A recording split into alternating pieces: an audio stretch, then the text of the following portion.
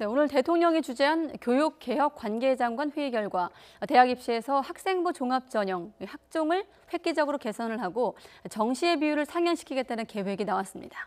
네, 또 자사고와 특목고는 오는 2025년 일반고로 일괄 전환하기로 했습니다. 앞으로 우리 입시 그리고 교육제도에 어떤 영향을 미칠지 전문가와 짚어보겠습니다.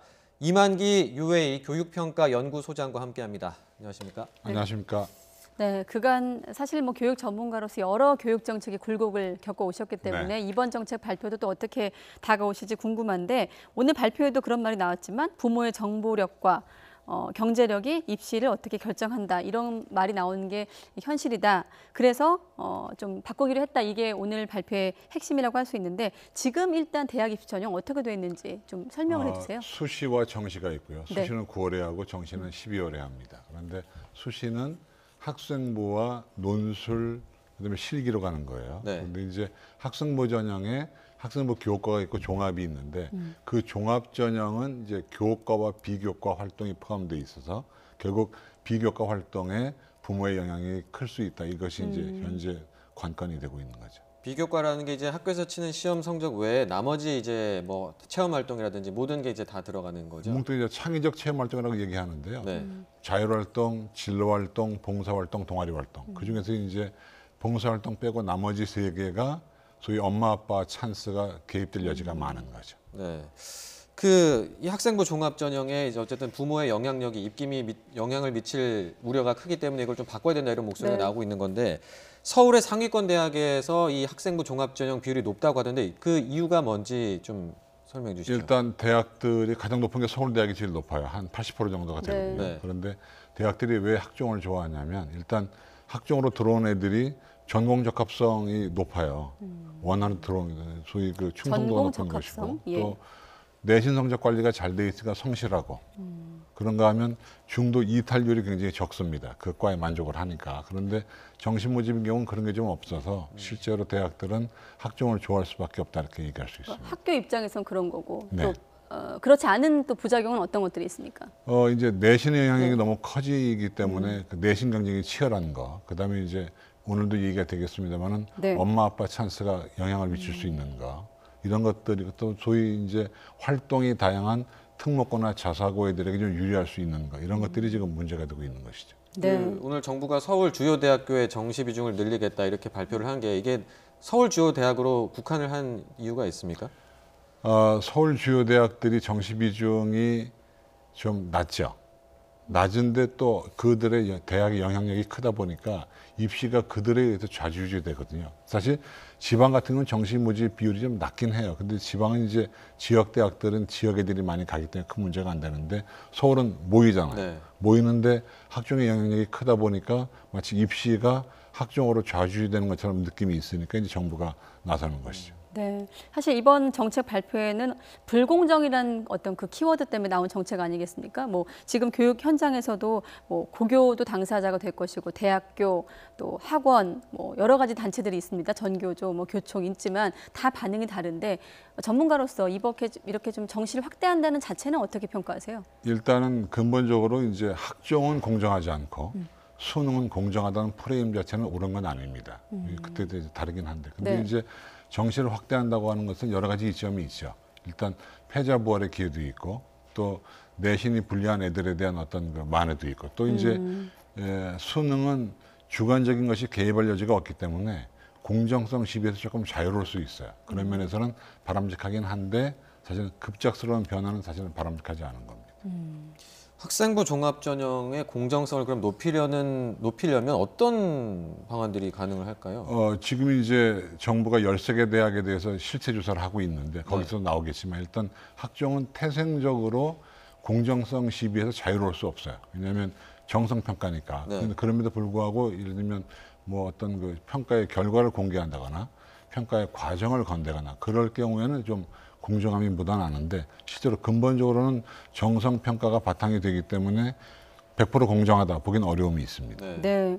자, 정시 비중 확대 사실 처음 나온 얘기는 아닙니다. 이전에도 30% 얘기 나왔었고 이번에 확대를 한다고 하니까 그럼 한 40% 선으로 올리는 것 아니냐. 다음 달 좀 지켜봐야 되겠습니다만은 어느 정도 좀 올라갈 것으로 예상이 되고 혹시 검증된 기준들이 있을까요? 사실 검증된 기준은 없습니다.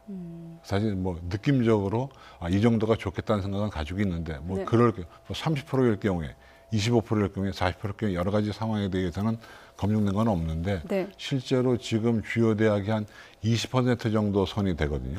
이걸 만약에 40으로 올리면 2배를 올리는 거잖아요. 네. 대학들은 감당하기 쉽지 않을 거예요. 왜냐하면 수시는 못 뽑으면 정시로 이월시키면 되는데 정시는 못 뽑으면 뽑을 길이 없습니다. 그래서 아마 대학들은 상당히 좀 당혹해할 겁니다. 근데 이게 왜냐하면 사실 지금 권고라고 나오잖아요, 소장님. 네. 권고라는 거는 강제성이 없는 건데 그럼 대학을 설득해야 되는 건가요? 늘리려면 정부의 어떤 방침대로 늘리기 위해서? 현실적으로 권고입니다. 근데 권고를 누가 하고 있냐면 대학에 대해서 교육부가 권고를 하는 거예요.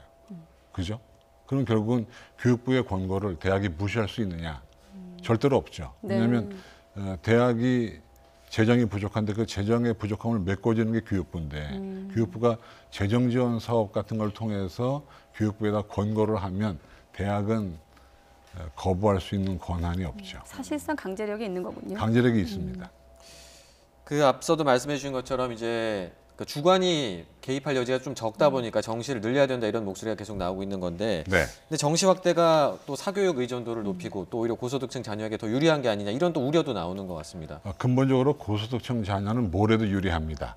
그러나 이제 공정성 시비에서 수능은 좀 자유로울 수 있어요. 네. 그리고 사실은 엄마 아빠 찬스에 있어서는 수능이 오히려 더 좀 공정하다 볼 수 있게 되니까 대통령께서 말씀하셨습니다만은 일단 수능이 100% 공정하다는 것은 아니지만 학중에 비해서는 공정하다. 이 논리는 맞는 말씀입니다. 그래서 수능이 강화가 되면 아마 입시의 공정성 시비는 좀 많이 벗어날 수 있다고 보고 있습니다. 네. 공정성 시비는 좀 벗어날 수 있지만 지금 뭐 김경수 앵커도 언급했습니다만 사교육 결국 공교육 정상화 방안 측면에서 보면 다시 또 얘기가 원점으로 돌아올 수 있는데 이런 방안도 같이 좀 정부에서 내놔야 할까요? 지금 당장 엊그제 대통령 지시에 의해서 모 사교육업체의 주가가 올랐습니다.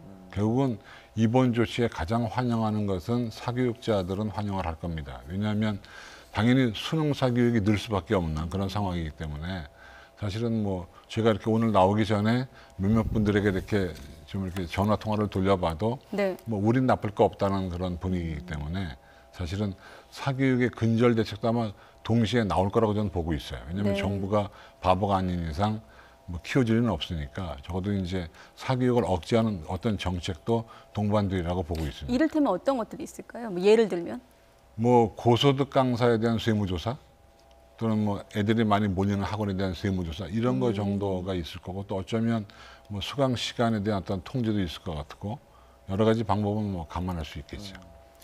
그 이번에 근데 정시를 확대하려는 이런 방침이 그 대통령의 공약인 고교 학점제 그러니까 대학생처럼 원하는 수업 이렇게 듣고 일정 학점을 채우면 졸업하는 이 고교 학점제랑 좀 배치되는 게 아니냐 이런 지적도 있는 것 같은데 이 부분은 어떻게 보십니까? 제가 이제 쭉 봐도 한 정부내도 이렇게 입시 정책이 갈팡질팡하는 건 제가 처음 봤거든요. 근데 사실은 상반되죠. 왜냐하면 고교 학점제라고 하는 것은 학생들이 자유롭게 자기가 원하는 과목을 찾아서 들음으로써 소질을 개발하고 잠재력을 개발시키는 그런 제도인데 네. 그러면 네. 그게 학종이 맞거든요.